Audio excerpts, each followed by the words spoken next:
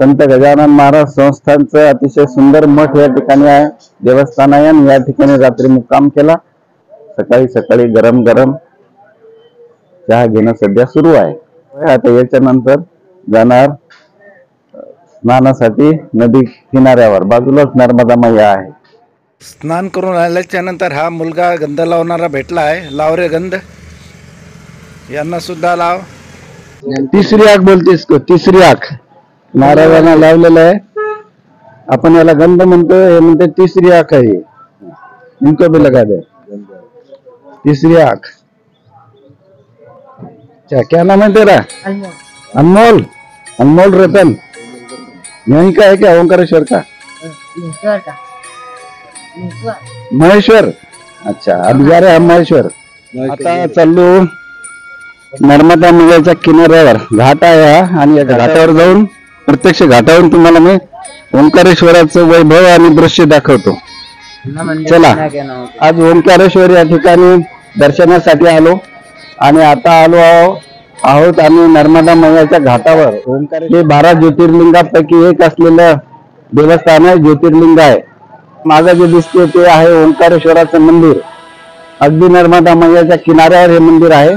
ओंकारेश्वरच्या संदर्भात अशी आख्यायिका आहे की हा जो मध्ये दिसणारा पर्वत आहे हा आहे मानधानचा पर्वत, आणि या पर्वताच्या दोन्ही बाजूने नर्मदा आणि कावेरी या दोन नद्या दोन बाजूने जातात, आणि यांचा संगम जो आहे तो हा पर्वत मानधानचा पर्वत संपल्यानंतर समोर पुढे आहे. तो ओम आकारामध्ये असल्यामुळं याला ओम, आणि या ठिकाणी ईश्वराचं वास्तव्य आहे म्हणून ओंकारेश्वर, ओम ईश्वर ओंकारेश्वर असा याची निर्मिती आहे.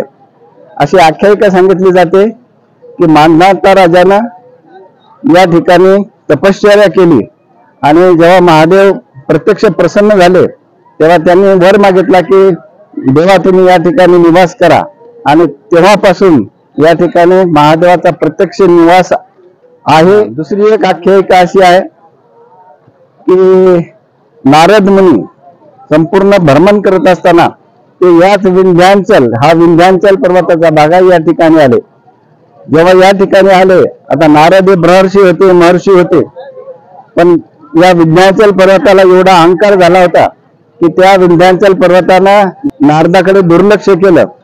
तेव्हा मग नारदाने विचारलं की कशामुळे दुर्लक्ष केलं, तर त्यांनी सांगितलं की मी विंध्यांचल आहे, माझ्या एवढ्या जगामध्ये कोणी नाही. असं जेव्हा म्हटलं तेव्हा नारदाने सांगितलं की अरे तुझ्यापेक्षा मेरू पर्वत कितीतरी मोठा आहे, कितीतरी भाग्यवान आहे. मेरू पर्वताची महिमा नारदाच्या तोंडून ऐकल्याच्या नंतर विंध्यांचल पर्वताला सुद्धा मनामधून राग आला, आणि असं मनातून त्यानं प्रतिज्ञा केली, आणि नंतर याच ठिकाणी या विंध्यांचल पर्वतानं तपश्चर्या केली महादेवाची.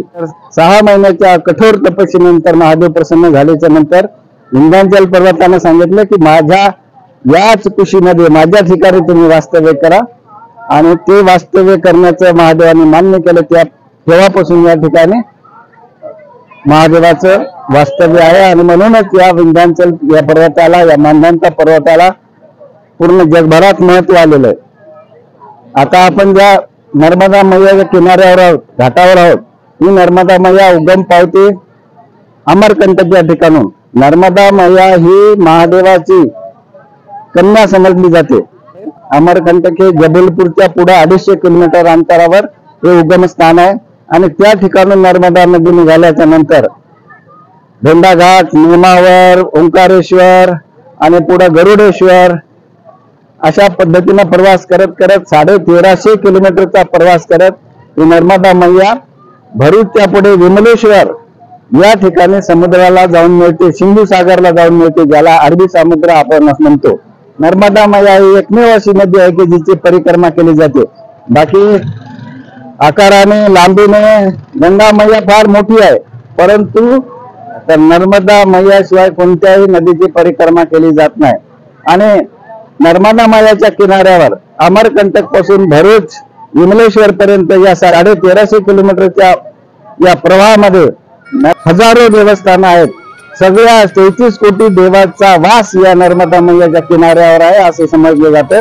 आणि म्हणून ही नर्मदा परिक्रमा पवित्र समजली जाते. अशा पद्धतीने आज या ठिकाणी आलो आणि या ओंकारेश्वराचं दर्शन घेण्याचा योग आला, विमलेश्वराचं दर्शन घेण्याचा योग आला, नर्मदा मायाचं दर्शन झालं. ही आमच्या भाग्याची गोष्ट आहे. या बाजूला नर्मदा मायावर एक डॅम झालेलं आहे, मोठं डॅम आहे, आपल्याला मागे दिसेल ते. आणि या डॅम मधून पाणी वाढल्याच्या नंतर थोडं थोडं पाणी कधी कधी सोडलं जातं, त्यावेळेस सायरन या ठिकाणी वाजतो.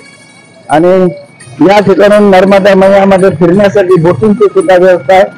या बोटी आपल्याला पूर्ण मानधनच्या पर्वताची परिक्रमा करून आणतात.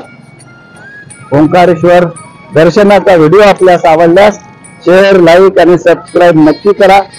हे आमचे धार्मिक चॅनल आहे, यामध्ये आपल्याला विविध प्रकारचे धार्मिक व्हिडिओ पाहायला मिळतील. तरी आपण जर सबस्क्राईब करून सहकार्य केलं तर आपले त्याबद्दल धन्यवाद.